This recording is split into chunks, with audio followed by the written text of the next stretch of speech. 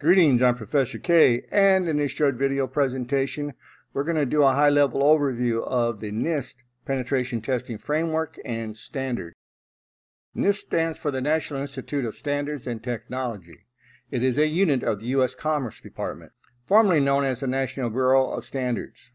NIST promotes and maintains measurement standards. NIST has active programs for encouraging and assisting industry and science to develop and use these standards. The NIST Penetration Testing Framework and Standard serves as a guideline for managing your cybersecurity risk. One of the best ways to assess your adherence to NIST is by conducting a NIST-based penetration test. According to NIST, penetration test scenarios should focus on locating and targeting exploitable defects in the design and implementation of an application, system, or network. Tests should reproduce both the most likely and the most damaging attack patterns, including worst-case scenarios such as malicious actions by administrators. The NIST Cybersecurity Framework is a powerful asset for cybersecurity practitioners.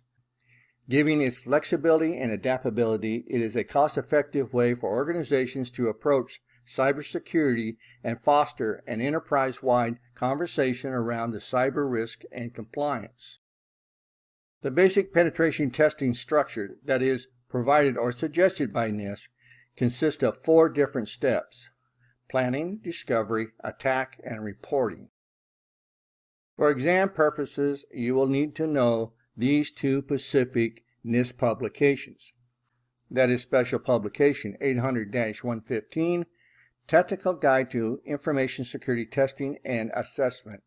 References and describes penetration testing along with 4 penetration testing phases: planning, discovery, attack, and reporting. The second publication that you're going to have to be familiar with is the NIST 800-53, Security and Privacy Controls for Information Systems and Organizations. Aims to help organizations identify the security and privacy controls needed to manage risk and to satisfy the security and privacy requirements. And those are what you have to know about these 2 publications.